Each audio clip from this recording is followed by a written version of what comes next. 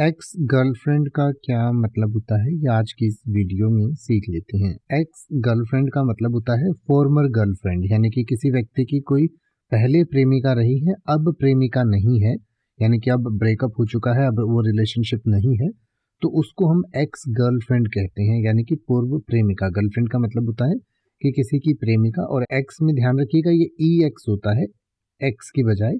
तो ई ex girlfriend मतलब कि पूर्व प्रेमिका, यानी कि जो अब प्रेमिका नहीं है।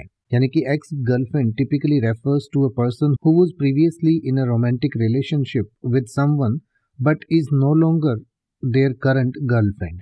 The term ex is shortened for ex girlfriend or former girlfriend, indicating that the romantic involvement has ended. यानी कि जैसे मैंने आपको पहले ही बताया कि एक्स या एक्स गर्लफ्रेंड का मतलब है फॉर्मर गर्लफ्रेंड, यानी जो पहले गर्लफ्रेंड थी अब नहीं है, यानी अब जो है वो रोमांटिक रिलेशनशिप खत्म हो चुकी है, तो उसको हम पूर्व प्रेमिका कहते हैं।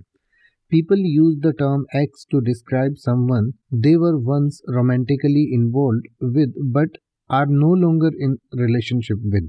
यानी कि एक्स का इस्तेमाल उसके लिए किया जाता है जिसके साथ आप पहले रोमांटिकली इन्वॉल्व थे, अब नहीं है। The reason for a breakup can vary and individuals may use the term to refer to someone with whom they shared a past romantic history. यानी कि एक्स उसी को कहा जाता है जिसके साथ आपका पहले कोई रिलेशन रहा हो, रोमांटिक रिलेशनशिप रही हो, यानी कि या तो आपका वो पति पत्नी हो या प्रेमी प्रेमिका हो, तो उसको एक्स कहा जाता है।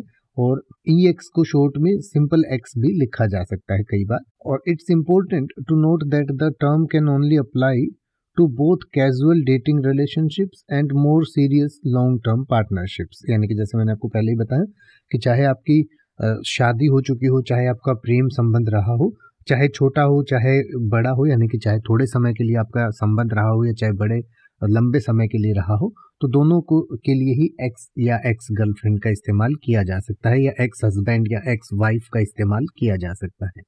अब आप ऐसे ही किसी भी वर्ड का मतलब हिंदी और इंग्लिश में YouTube पर सर्च कर सकते हैं। आपको मेरी वीडियो मिल जाएगी जिसमें आप बिना किसी फालतू बकवास के सीधा उस वर्ड का मतलब समझ पाएंगे। तो ऐसी ही वीडियोस को देखते रहने के लिए चैनल को सब्सक्राइब करें और बेल आइकन को प्रेस करें।